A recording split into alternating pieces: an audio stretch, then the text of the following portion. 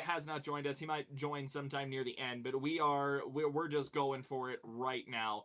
Yeah, dude, huge news. Trent, you want to fill everyone in on the compensation just so we can clip through everything? Well, as I was laying in bed trying to sleep, I get a message from ESPN saying, "Oh, look, Maxx Crosby got traded to the Ravens Slowly for down. two, count them, two first-round picks, a 2026 first-round pick and a 2027 first-round pick."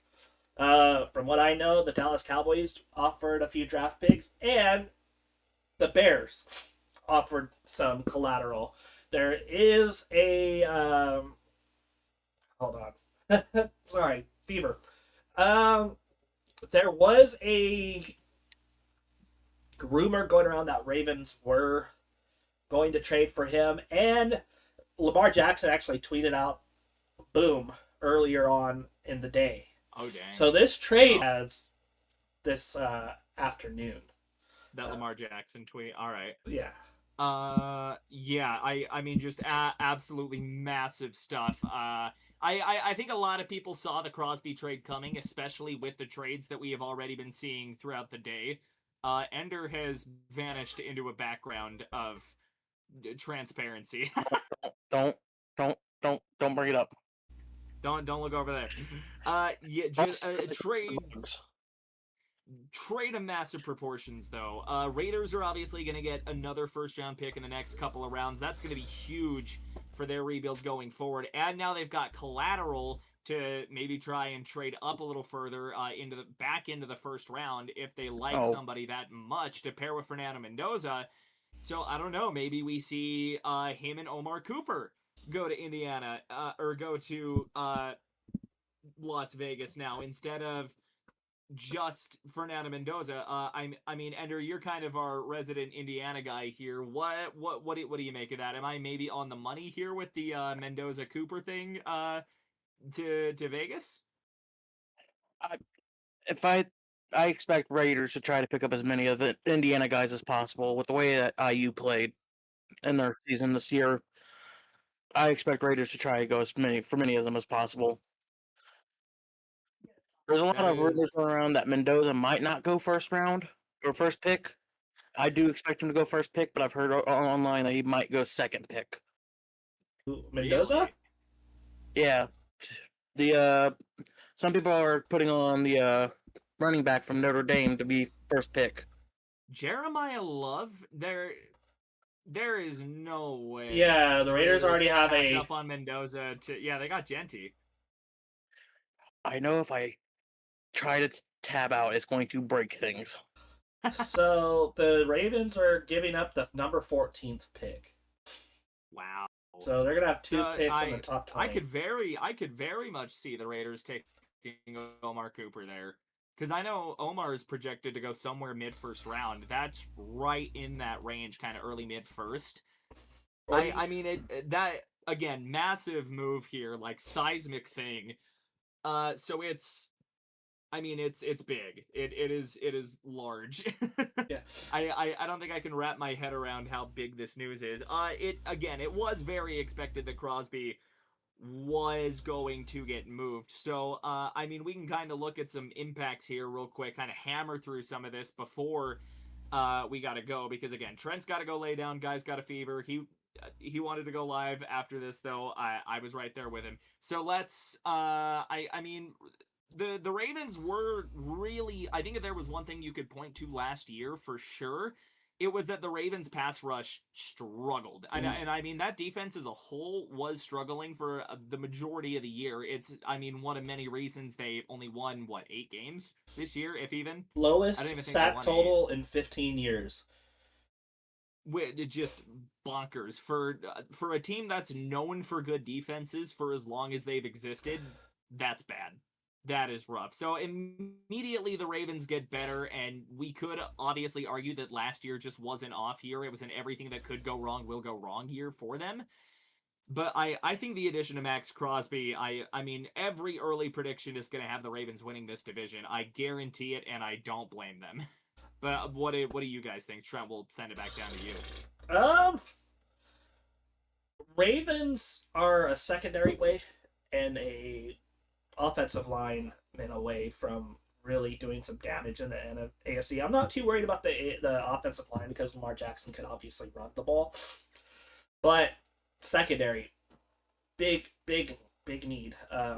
Also, I think the Raiders are the Raiders, and they might goof this up.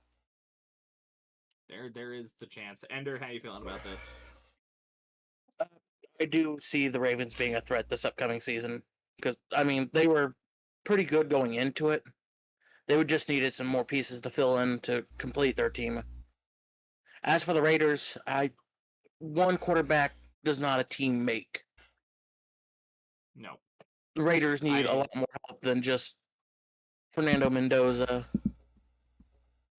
And the potential for and again, they could do anything with that 14th overall pick as well. They could go pass rusher at that pick as well to replace Maxx Crosby, get younger at the position, have to spend less money on the position. It's the Raiders could do any number of things with that 14 overall pick. I do think though that there is a chance that the Raiders could use this to springboard into putting together a better floor for their team next year, because I really, like, you've got to think they shed having to pay Crosby, so that's huge for the cap going forward. Base salary is like 32 million. Base salary. It was something lucrative like that, and I don't know if I'm mistaken. Didn't they also just get rid of Geno Smith? Yeah, that too. Do we have any idea how much of the contract the Ravens are going to take on? Let me double check for you. You could keep going. Yeah, just to great. see. My OBS isn't recording. Oh no! Oh no! Oh yes. Why have you failed me? I still think the Raiders are going to have a low floor next year just because I think they're going to be a skeleton, but I think they're going to make some strides. They've got the money to sign some guys in free agency. It's going to be really interesting to see Clint Kubiak work with Fernando Mendoza. And if you ask me, if he can do what he did with Sam Darnold, which granted I know that Darnold's gone through a lot of development, but he still has some moments. But if he can do what he did with Sam Darnold and then just extrapolate that to Fernando Mendoza, I think the Raiders do have a chance to be a pretty solid team next year, and their record might be a little inflated from playing a fourth place schedule. I'm not making any early predictions or calling my shot too early per se, but I do think if the Raiders play this right, they can springboard this into a pretty successful couple of years and really start giving Denver a run for their money. And again, we'll see if the Chiefs rebound next year. We'll see what the Chargers do. It feels like us AFC West fans are setting ourselves up for disappointment again, where we're going to be like all off season. The AFC is going to be a crazy division next year, and then like two of the teams go 7 or less wins. Yeah. Crosby. Raiders. I think the Raiders are going to start out like the Broncos when they first got Bo Nix. They're going to be not so good, and then the next year, once Mendoza has some games under his belt, he'll start developing into a good tier quarterback. That's fair. I do think there is and I don't know how Kubiak is going to want to do this, but I feel like there is the possibility that they sign a vet to just throw to the Wolves while Mendoza sits for a year. I know that's not really the way the NFL operates anymore, but with it being the Raiders and with it being Kubiak, like that name, like just off the name alone, like I could tell you, like Gary sat Lynch that first year. I don't know if Gary really intended to ever play Paxton Lynch if he didn't have to, because I don't think he liked Paxton Lynch all that much. But I certainly think we could see something like that happen where Mendoza sits for at least a bit of the year. But Trent, what were you starting to say? Crosby carries a $30 million salary cap hit in 2026, 29.7 in 2027. Under contract to 2029, though he could work out a new deal in Baltimore. It doesn't say anything about how much cap he's taking. I also have to preface this, Mendoza did really good in Indiana. But I just don't trust the Raiders. I have watched them bungle everything that they have touched the last almost 25 years. I think for Mendoza to be good with the Raiders really need to seriously think about changing their playbook. They need offensive line. They badly need an offensive line. Well, and something that and Ender can key me in it a little more here, but I certainly think that Mendoza flourished with a run game, just being able to go off a play action, almost similar to the way Bo Nix was coming out of Oregon, where it maybe not as much short passing. And again, like you watched a lot more Indiana than I did this year, but it definitely seemed that Mendoza really flourished when he got to work off a play action and just pick his spots once the linebackers bit up. Yeah, Mendoza is really good when it comes to those short throws, getting it down the line, checking it down, doing your play action passes and all that. He's also really good with mobility and running the ball when he needs to. I did see that in the Natty. That was that. I still think about that play where he Superman dove into the end zone. The Raiders are going to get a really high pick here though to pair with Mendoza, and whether or not they go offense or defense, like I think it's going to be really foundational here that everyone knows who they're going first overall. They really need to nail this pick at 14, I think, to really start turning some things around. This pick of 14 is what's going to make or break Mendoza's career because they really need something in that O-line to keep Mendoza protected, or he's going to end up just being ruined by the Raiders, which I would hate to see. Oh, definitely. Get David Card. Especially when it seems that the Raiders are going to be pushing everything onto Mendoza as soon as he gets drafted. Seems they just got rid of Geno Smith. I would have kept Geno. Right. And just let him ride for a year. I think Ender and I were talking about that earlier too. I'm like, I would have kept Geno and just let him go get slaughtered behind that offensive line for a year. While Geno, I don't know why they would go ahead and just drop him. Keep your veteran QB. Keep him. Might have just been the money, honestly. It's like $29 million.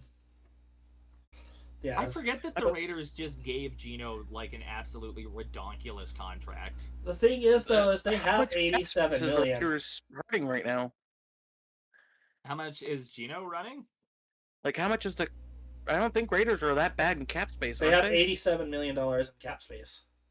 So they're in a good position. Okay, so the Raiders freed up $8 million, but they incurred $18.5 million in dead cap because it was a 2-year, $75 million extension after being retained from Seattle or after being traded. Hello, Anthony. Hey, how's it going? The back end of the show, we get Anthony in. What's up, my guy? Hello, boy. What's going on? I guess we're started at 8. My bad. Well, we decided because the news cycle is gonna hit real fast. Hey, Steve.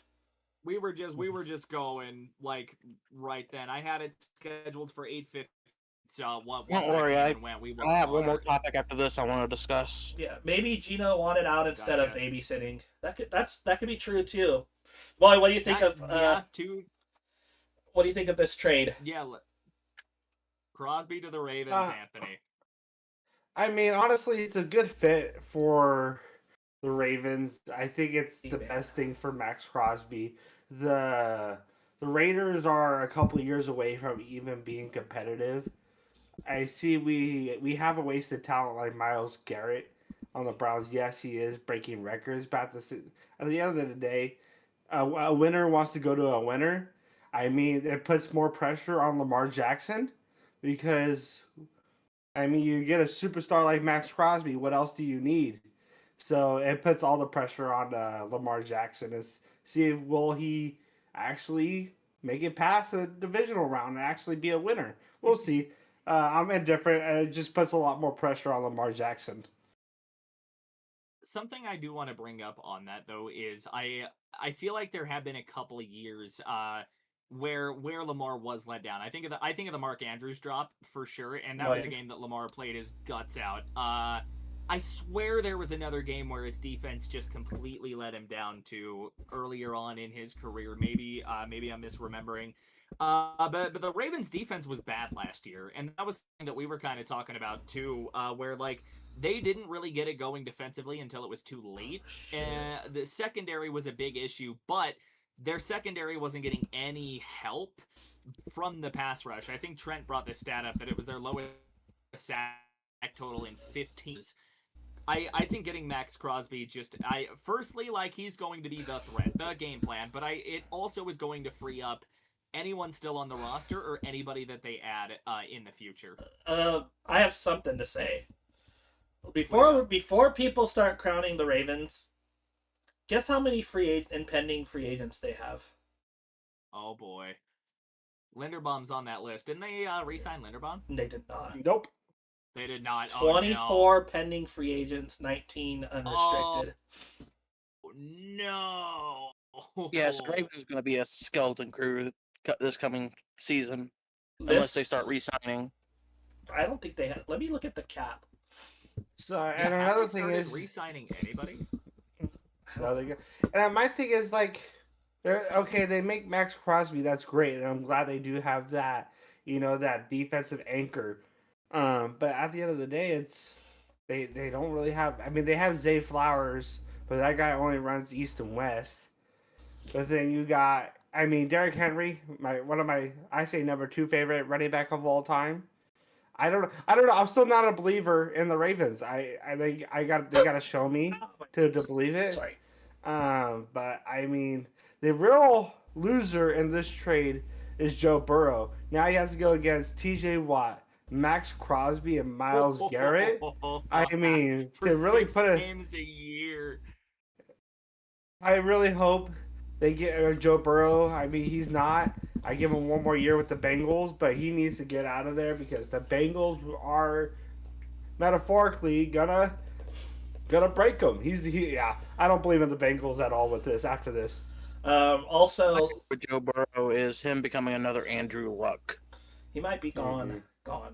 I was gonna say, Ravens only have $12 million in cap space. To be fair though, with the way accounting works in the NFL nowadays, they'll find a way. Oh, they will find a way. Dude, void years have been a crazy development for NFL contracts. The Eagles have so many. There's gonna be a day when the Eagles are gonna have to eat all that cap. Say the Saints have already come to their reckoning, and that's why they're rebuilding a skeleton roster right now, coming into this offseason, which I feel optimistically about the Saints going forward, especially because they play in the NFC South. But yeah, right now we're just in hell right now, honestly.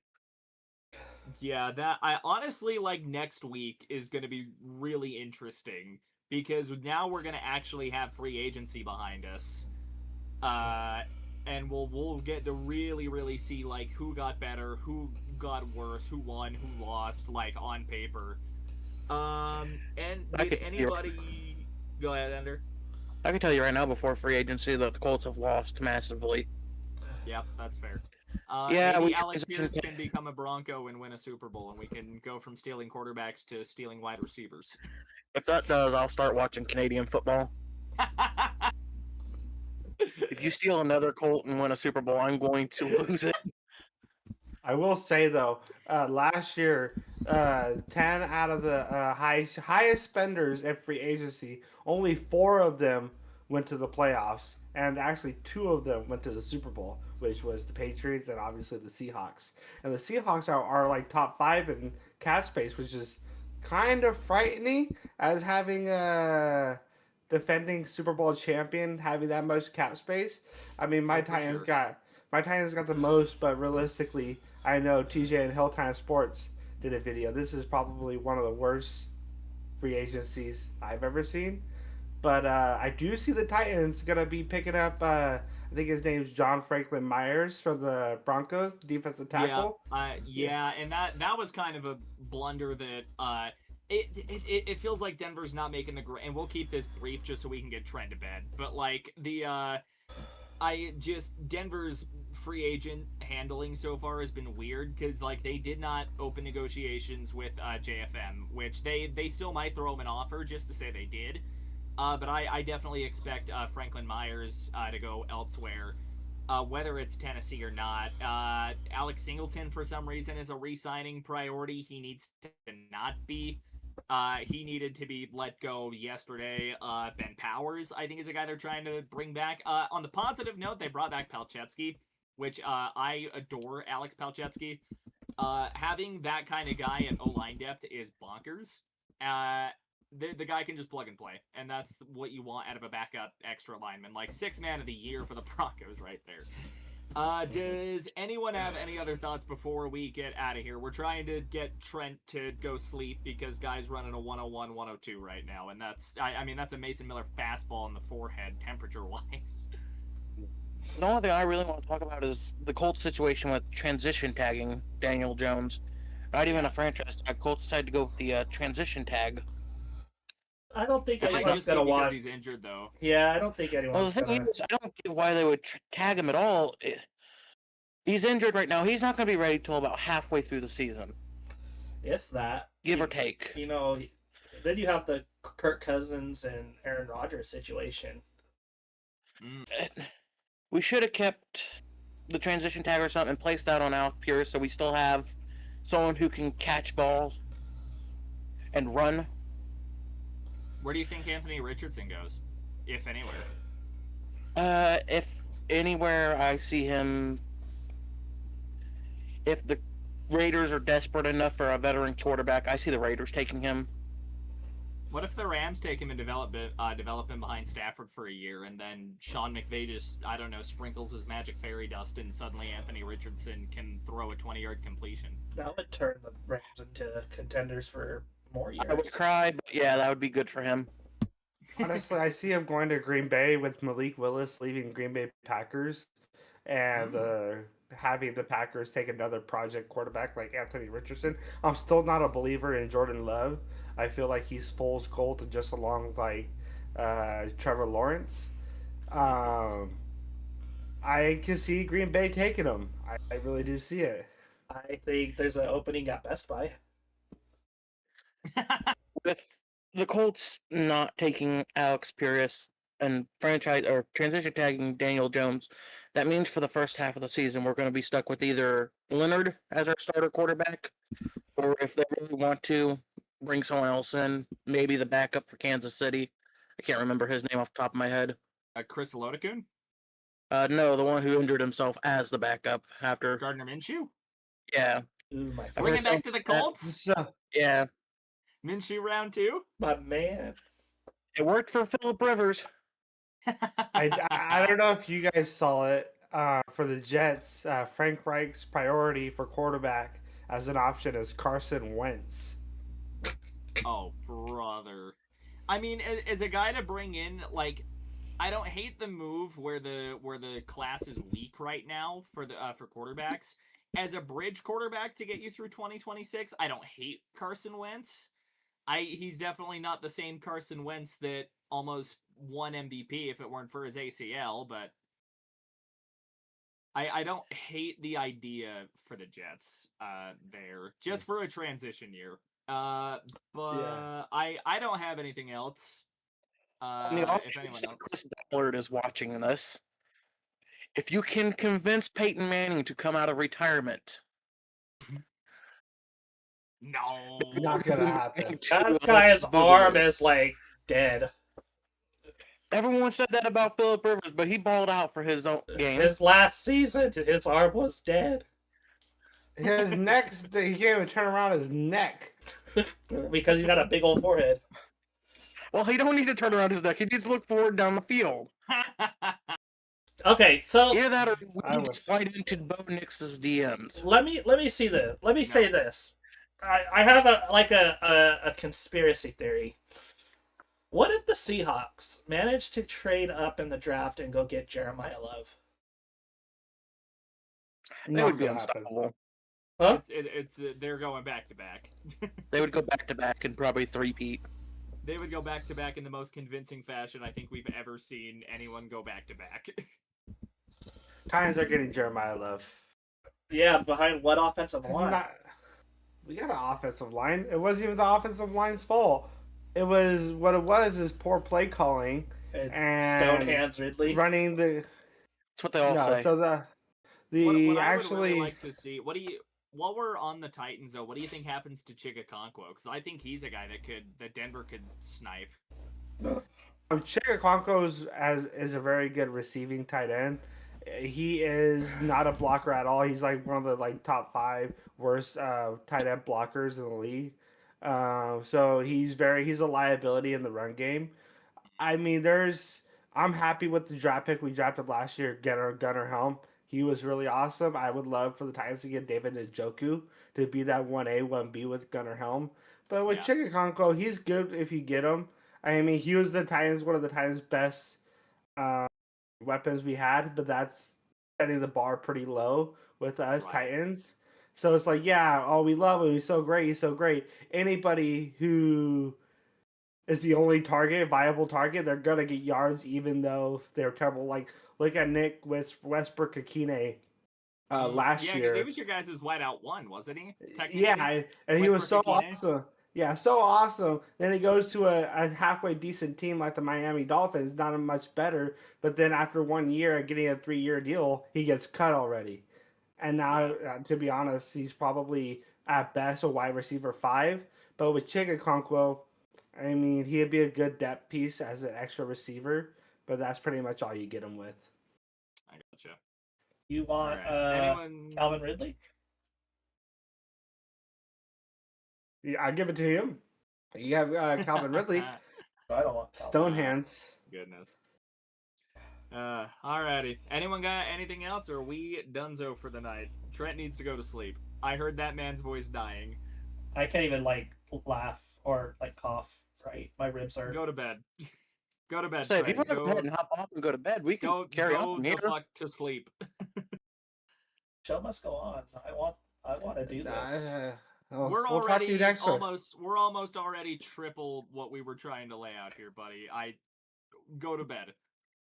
Drink some water, go take a hot ass shower, and then slowly work it cold, and then go the fuck to sleep.